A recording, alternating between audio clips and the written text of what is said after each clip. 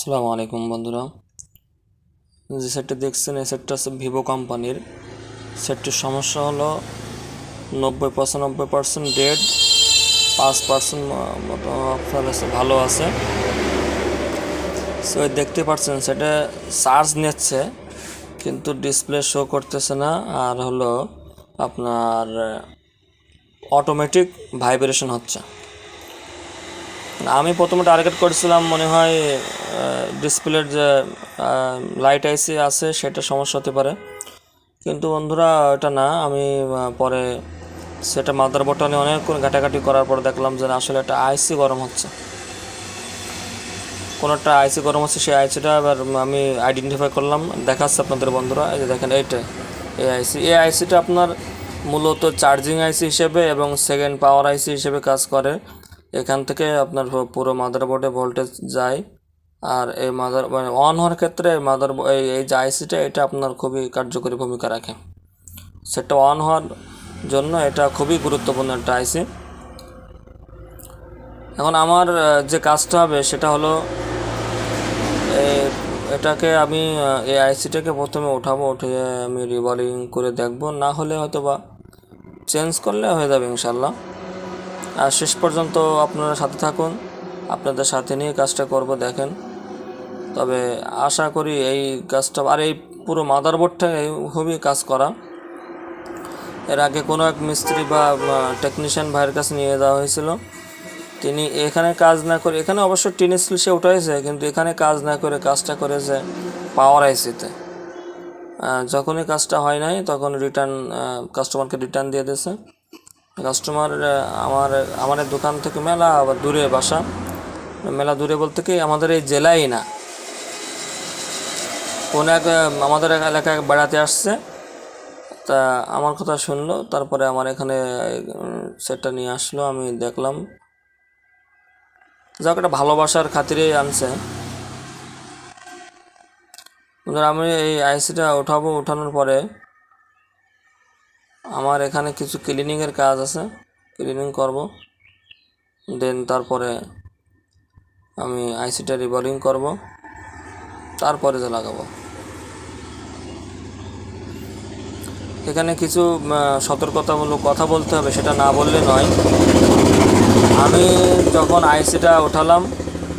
আইসিটা ওঠানোর সময় কিছু দুই একটা পার্টস আমার এখান থেকে আপনার একটু নড়ে সরে গেছে, এটা আপনাকে খেয়াল করতে হবে। আর যদি খেয়াল না থাকার ভয় থাকে, তাহলে আপনাকে ছবি তুলে রাখতে হবে, মোবাইলে ছবি তুলে রাখতে হবে যে কাজ করার পরে কোনো পার্টস হারাই গেছে কিনা বা শর্ট হয়ে গেছে কিনা, এটা আপনাকে দেখে আইডেন্টিফাই করতে হবে। নাহলে বন্ধু কাজ তো হবেই না, আরও বরঞ্চ কাস্টমারের বড় একটা ক্ষতি হয়ে যাবে। এখন আমার কাজ হলো, আমি এখানে যে বল পেস্ট লেগে আছে ওইটাকে আমি ক্লিন করব। তাতাল ওখানে দেওয়া যাবে না বন্ধু, তাতাল দিলেই ছোটো ছোটো পার্টস আছে ওগুলো হয়তো বা হারিয়ে যেতে পারে বা লেগে থাকতে পারে, আমার উপকার থেকে ক্ষতি বেশি হবে। এই কারণে আমি সোল্ডারিং উইকটা আমি টুইজারের মাথায় নিয়ে আমি যেগুলো আপনার পেস্ট লেগে আছে ওগুলো ক্লিনিং করার চেষ্টা করতেছি। আর ভিডিওটা আসলে মূলত অনেক লং ভিডিও হয়েছে, কিন্তু আমি আপনাদের জন্য একটু ফাস্ট করে দেওয়ার চেষ্টা করলাম। তারপরেও 7 মিনিট 14 সেকেন্ডের একটা ভিডিও হয়ে গেছে বন্ধুরা, তারপরে একটু দেখবেন আপনাদের উপকার স্বার্থে। আমি কিন্তু সেই পার্টসগুলো ঠিক জায়গা মতো আবার আপনার ইনস্টল করে দিচ্ছি, কারণ আমার তো এখানে ক্লিনিং করা শেষ, যার কারণে আমি এটা করে দিলাম। আর এরপরে আমি অনায়াসে আমার আইসিটা রিবলিং করে লাগাতে পারবো। তো বন্ধুরা, আমি কিন্তু আপনাদের আইসি রিবলিং করাটা দেখাতে পারলাম না, অনেক দুঃখিত। আমার ক্যামেরাতে রেকর্ড হয়নি, আমি এটা খেয়াল বুঝতে পারিনি, যার কারণে আপনার দেখাতে পারলাম না।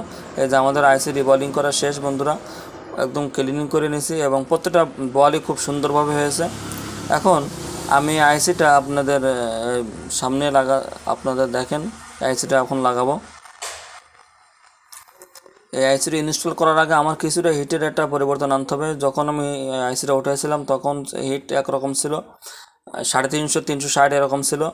আর এখন যখন আপনার বল করে মানে ইনস্টল করতেছি, তখন আবার আমি কিন্তু ওই আগের হিটটা রাখি নাই বন্ধুরা। হিটটা অনেক কমিয়ে দিছি এবং বাতাসটা অনেক কমিয়ে দিচ্ছি, কারণ আমার এই বাতাসে কিন্তু আইসিটা উড়ে যেতে পারে। আর এই একটা কাজ যখন প্রথমে না হয়, দ্বিতীয়বার করতে গেলে একদম অনীহা চলে আসে, কাজের প্রতি আগ্রহ হারিয়ে ফেলি, ভালো লাগে না পড়ার করতে। ওইটা আমি আবার সময় নিয়ে অন্য সময় করার চেষ্টা করি, একবারে না হলে। বারবার আমার ভালো লাগে না, একটা ধৈর্যের একটা বাঁধ ভেঙে যায়, যার কারণে এটা করা হয় না। বন্ধু, আমাদের আইসিটা ইনস্টল করা শেষ। এখন আমাদের একটু বোর্ডটা ঠান্ডা করতে হবে। ঠান্ডা করার সময় অবশ্যই আমি ভিডিওটা পোস্ট করে রেখেছিলাম। এখন বন্ধুরা আমরা বডিতে সেট করব। বডিতে মাদারবোর্ড সেট করে আমি আপনাদের দেখাবো যে চার্জ নিচ্ছে কিনা। ওই যে বন্ধুরা চার্জ নিচ্ছে দেখেন, যে চলে গেছে। আমার চার্জার যে ইউএসবি যে চার্জারটা, এটা একটু সমস্যা মনে হচ্ছে, আমি অন্য চার্জারটা আপনাদের দেখাবো। আর আমার দোকানটা মেন রাস্তার পাশে, যার কারণে গাড়ি ঘোড়া যায়, এর প্রচুর পরিমাণে শব্দ বন্ধুরা। আপনাদের মনে হয় হয়তো বা কানে লাগতেছে, অসহ্য লাগতেছে বন্ধুরা, খুবই দুঃখিত।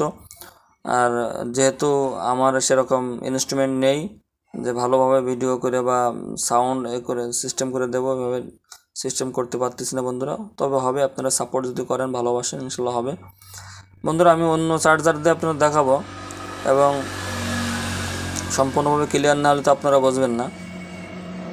আমি আপনাদের দেখাচ্ছি, যেহেতু এক হাতে ভিডিও করতেছি আর এক হাতে দেখাচ্ছে, একটু সমস্যা হচ্ছে বন্ধুরা।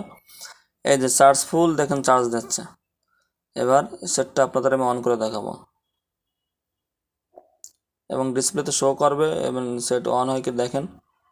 এই যে বন্ধুরা, সেট অন হয়ে গেছে আলহামদুলিল্লাহ। প্রথমে কিন্তু সেটা অন হচ্ছিল না, প্লাস চার্জ নিচ্ছিল কিন্তু দেখাচ্ছিল না, আর অটোমেটিক ভাইব্রেশন হচ্ছিল। সেটা ইনশাল্লাহ আল্লাহ পাকের ইচ্ছা ক্লিয়ার হয়ে গেছে। এখন সেট ফুল রানিং হবে আশা করা যায়।